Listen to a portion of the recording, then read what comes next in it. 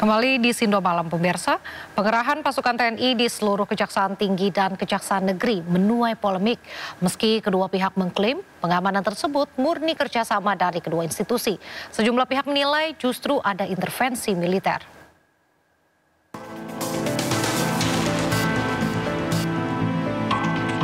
Tentara Nasional Indonesia mengerahkan personil untuk memperkuat pengamanan di lingkungan Kejaksaan Tinggi dan Kejaksaan Negeri di seluruh Indonesia. Kebijakan ini tertuang dalam surat telegram tertanggal 6 Mei 2025. Berdasarkan isi surat telegram tersebut, TNI menugaskan satu satuan setingkat peleton terdiri atas 30 personil untuk mengamankan Kejati, serta satu regu atau 10 personil untuk Kejari. Penugasan ini berlaku sejak awal Mei 2025 dan berlangsung hingga waktu yang belum ditentukan. TNI AD mengklaim tindakan tersebut merupakan bagian dari kerjasama rutin antara TNI dan Kejaksaan sebagai pengamanan antar institusi. Sementara, Kapus Penkum Kejagung Harli Siregar pun menegaskan permintaan pengamanan TNI di seluruh Kejaksaan Agung Tinggi dan Kejaksaan Negeri murni didasari kerjasama dan bukan adanya tekanan dari pihak manapun. Harli juga mengatakan pengamanan tersebut merupakan dukungan dari TNI untuk Kejari dan Kejati. Meski pengamanan oleh aparat TNI di seluruh Kejati dan Kejari diklaim sebagai pengamanan memperkuat kerjasama kedua institusi, sejumlah pihak menilai pengerahan pasukan tersebut justru memperkuat adanya intervensi militer. Tim Liputan iNews melaporkan. Kejaksaan Agung menegaskan bahwa pengamanan merupakan bagian dari nota kesepahaman antara TNI dan Kejaksaan. Menghargai ya, ada perbedaan pandangan ya di kalangan masyarakat. Tapi apakah yang kami sampaikan tadi bahwa ada faktor kebutuhan ya, sehingga teman-teman TNI kita minta tentu dapat memberikan dukungan perbantuan terhadap pengamanan itu. Nah, yang kedua tentu kalau terkait soal pemahaman, apakah ini bukan merupakan objek yang vital dan seterusnya ini. Nah, kami memaknai karena ini merupakan objek negara ya, objek vital negara yang sangat strategis. Ya, kami memiliki kebutuhan itu ya dalam rangka mengamankan aset-aset itu. Ya, mengamankan fisiknya, ya tentu ada MOU-nya. Nah, jabaran MOU itulah yang harus dilaksanakan. Kalau enggak, untuk apa MOU? Ya kan? MOU itu kan karena ada dua lembaga yang memiliki tugas fungsi berbeda dan dikolaborasikan. Supaya apa? Supaya tugas-tugas pemerintahan itu berlangsung dengan cepat, agile, ya. Pemirsa, Ketua Kamar Dagang Indonesia atau Kadin Kota Cilegon, Muhammad Salim, diperiksa Polda Banten. Dirinya diperiksa terkait kasus dugaan permintaan proyek senilai 5 triliun rupiah di PT Chandra Asri Alkali tanpa proses lelang. Video viral kemana berarti ya, Pak? Ada komentar nggak, Pak? Nanti aja. Belum ada komentar berarti ya, Pak? Belum. Ya udah. Makasih ya, Pak ya. Ketua Kamar Dagang Indonesia Kota Cilegon bernama Muhammad Salim atau yang dikenal Abah Salim diperiksa Polda Banten pada Kamis siang kemarin. Kendati demikian, Salim tidak mau berkomentar terkait pemeriksaannya ini dan langsung menuju ruangan pemeriksaan. Pemeriksaan ini terkait beredarnya video viral diduga pejabat Kadin Cilegon yang meminta proyek 5 triliun rupiah tanpa proses lelang di lokasi pembangunan pabrik Chandra Asri Alkali atau CAA. Selain Ketua Kadin, Polda Banten juga memanggil semua pihak yang berada dalam video viral tersebut. Sprint penyelidikan dan pada kemarin kita sudah melaksanakan pemeriksaan 5 orang saksi, yang mana 1 orang saksi tersebut Ketua Kadin dan 4 lainnya yaitu adalah dari pihak PT Chandra Asri Alkali dan pihak PT Cengda. Kemudian untuk hari ini diagendakan melaksanakan pemeriksaan 8 orang saksi lainnya yang berada di dalam unggahan video tersebut.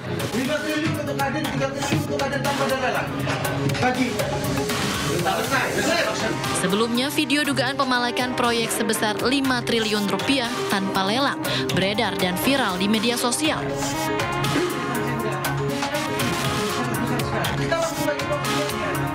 Dalam video, sejumlah pihak yang diduga berasal dari Kadin Kota Cilegon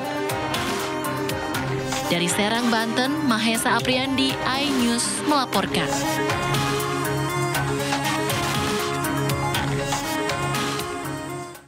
Sebelumnya, Kadin Kota Cilegon menjawab dugaan permintaan jatah proyek senilai 5 triliun rupiah. Menurut Wakil Ketua Kadin Cilegon, pernyataan tersebut adalah pernyataan pribadi dari salah satu pengurus yang sedang dalam kondisi emosional.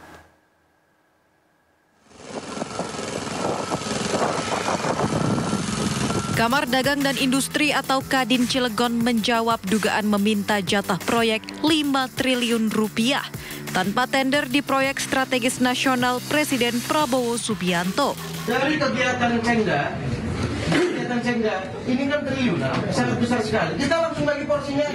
Wakil Ketua Umum 1 Kadin Cilegon, Isbatullah Ali Basja, mengungkapkan peristiwa itu terjadi akibat anggotanya terbawa emosi karena komunikasi tak berjalan efektif dan sempat terjadi adu mulut antara pengusaha.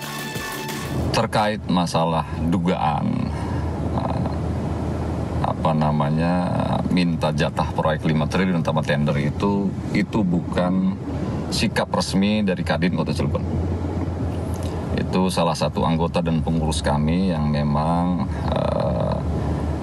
mengucapkan itu, tapi itu tidak mewakili daripada organisasi. Itu hanya bentuk kekesalan, kekecewaan salah satu pengurus.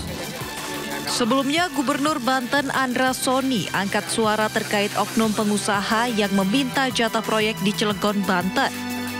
Andra menyayangkan hal tersebut karena akan mengganggu investasi. Kadin Kota Cilegon menghormati semua prosedur tender yang berlaku. Dirinya juga tidak membenarkan cara penyampaiannya dan akan menyikapi hal ini secara internal sesuai prosedur organisasi. Dari Cilegon, Banten, Iskandar Nasution, iNews melaporkan.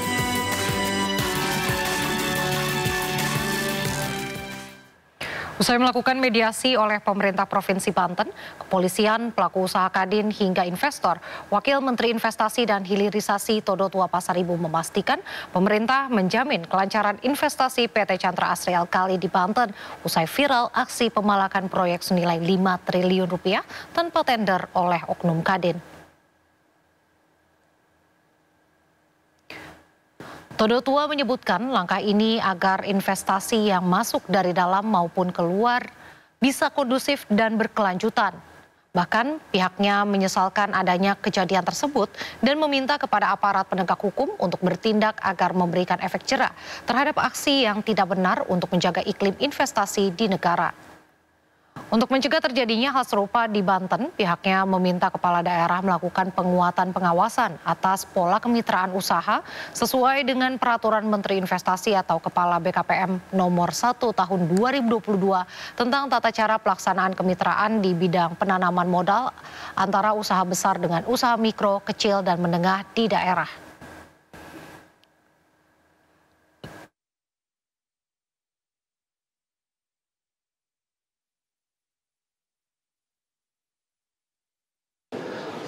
Kita memang menyesali terhadap kejadian yang terjadi dan itu nanti kita serahkan kepada aparat penegak hukum, dalam hal ini nanti Polda Provinsi Banten yang akan turun melakukan proses pemeriksaan terhadap kejadian yang ada, dan itu nanti hasilnya seperti apa nanti itu adalah ranah daripada aparat hukum. Tetapi intinya ke depannya konteks ini kita untuk memberikan suatu konteks efek jera lah ke depannya, khususnya berbicara terhadap iklim investasi yang ada di negara kita.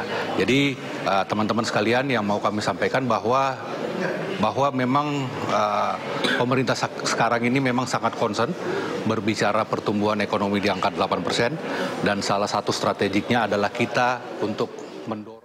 Ketua Umum Kadin Anindya Novian Bakri menyatakan akan menyelidiki kasus permintaan jatah proyek yang dilakukan oleh pengusaha lokal terhadap pengusaha asing di Cilegon. Sementara pengusaha lokal membantah intimidasi dan mengaku datang untuk menanyakan janji manajemen. Sedang membentuk dan sudah mulai tim verifikasi dan juga etis untuk melihat keluhan daripada dan pertanyaan masyarakat di Cilegon. Pasti Kadin itu selalu fokus untuk meningkatkan perdagangan dan juga investasi, dan tentu menginginkan kepastian hukum dan tidak ingin ada tindakan-tindakan yang melawan hukum dan juga represif. Jadi kalau ada hal-hal seperti itu lebih ke arah oknum, dan itu levelnya kan kabupaten kota, sehingga kita akan bekerjasama dengan provinsi dan Kadin Indonesia juga mengerahkan WKUK hukum dan organisasi untuk benar-benar kita menindak. Sebenarnya tidak ada intimidasi, ada beberapa kesepakatan sebelumnya, tapi tidak ada jawaban. Gitu. Dari kita pengusaha lokal berharapnya ketika ada investasi itu. Sebelumnya, video mediasi antara sejumlah pengusaha lokal di Cilegon, Banten yang diduga mengancam dan mengintimidasi pengusaha asing viral. Pengusaha lokal diduga meminta dilibatkan dalam pembangunan proyek strategis nasional bernilai triliunan rupiah tanpa lelang. Harus jelas tanpa ada lelang. 5 triliun untuk Kadin, 3 triliun untuk Kadin tanpa ada lelang. Bagi. Selesai.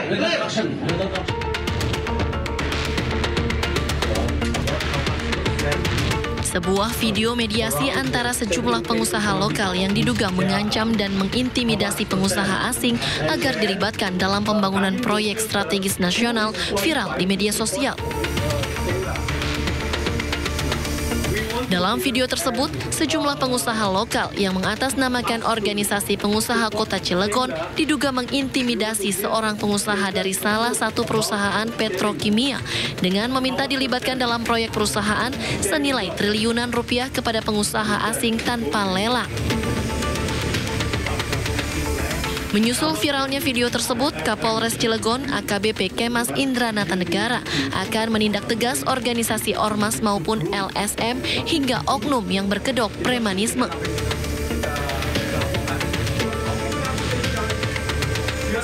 Berkaitan dengan premanisme ini, Polres Cilegon berkomitmen sesuai dengan perintah Pak Kapolri dan Pak Kapolda Banten, kita tindak tegas ormas-ormas yang berkedok premanisme, kemudian juga LSM juga, oknum-oknum yang berkedok premanisme, itu juga kita tindak tegas apabila ada di wilayah hukum Polres Cilegon.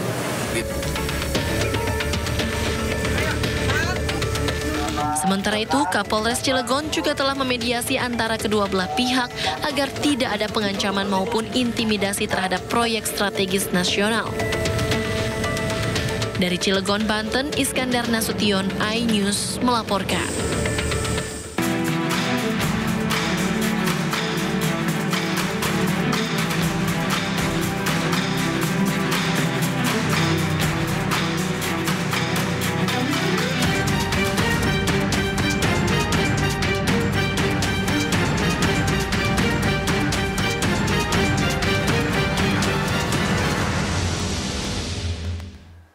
Pemirsa, Presiden Prabowo Subianto meresmikan pengembangan lapangan minyak dan gas di Natuna, Kepulauan Riau, yakni lapangan Forel dan Trubuk.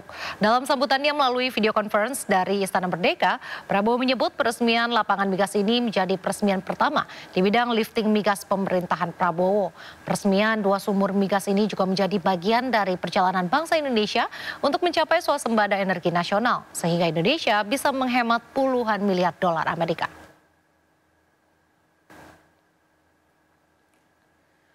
Menurut Prabowo, dengan capaian swasembada energi, uang besar tersebut tidak perlu lagi mengalir ke luar negeri karena produksi minyak bisa dilakukan di dalam negeri. Lapangan migas Forel dan Trubuk merupakan bagian dari wilayah kerja migas South Natuna, Kepulauan Riau. Wilayah kerja migas ini merupakan wilayah kerja terjauh yang ada di Indonesia dan mampu menciptakan lapangan kerja hingga 2.300 orang. Kedua proyek ini menjadi tonggak penting, tonggak bersejarah, dan upaya kita bersama untuk mencapai swasembada energi nasional. Saudara-saudara sekalian, mencapai swasembada energi nasional adalah sangat penting, vital bagi kemerdekaan bangsa kita. Kalau kita mampu mencapai swasembada energi, kita akan menghemat puluhan miliar US dollar, ratusan triliun uang kita tidak perlu mengalir keluar bangsa Indonesia. Ekonomi kita akan kuat, lebih banyak dana uang yang bisa Proyek lapangan minyak Forel dan Trubuk yang berada di wilayah kerja South Natuna, Kepulauan Riau menelan investasi sebesar 600 juta US dollar. Lapangan Forel memulai produksi pada 12 Mei 2025 dengan target 10.000 barel per hari dan lapangan Trubuk akan mulai beroperasi pada Oktober 2025 dengan proyeksi 6.500 barel per hari.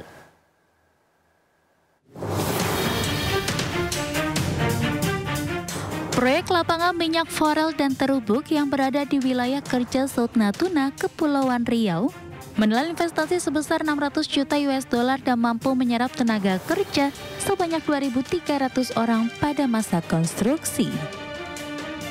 Dalam laporannya, Menteri SDM Bahlil Lahadalia menyebut lapangan Forel memulai produksi pada 12 Mei 2025 dengan target 10.000 barel per hari, sedangkan lapangan Terubuk mulai beroperasi pada Oktober 2025 dengan proyeksi 6.500 barel per hari.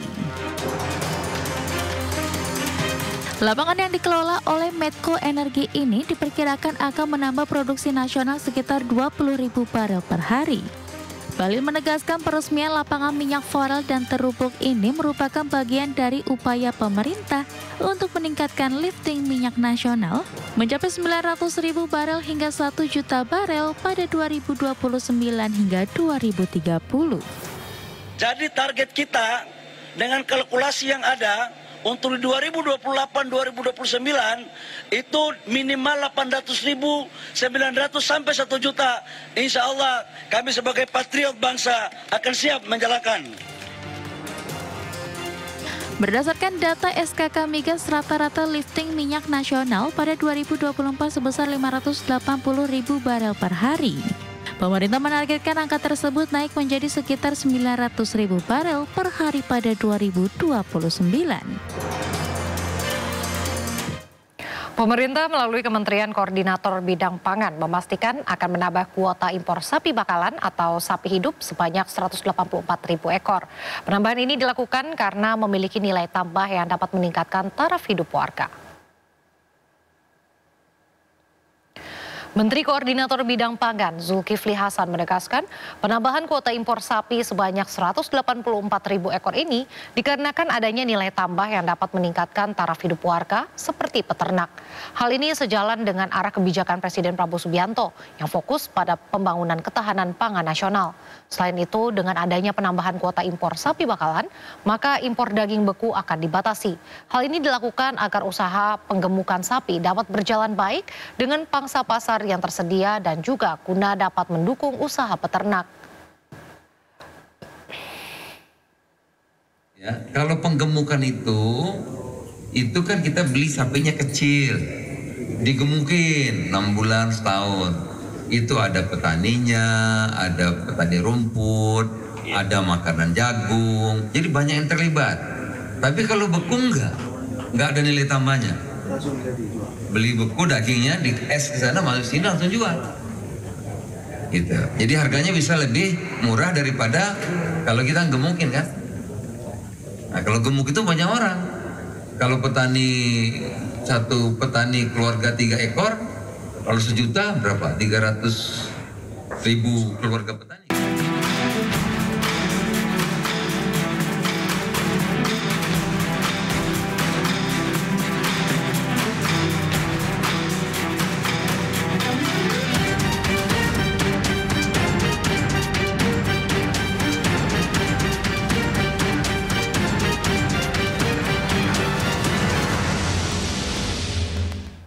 Sejumlah calon jemaah haji lansia tersesat saat ingin menuju ke hotel maupun masjid di Madinah, Arab Saudi. Selengkapnya usai jeda, tetaplah di Sindo Malam.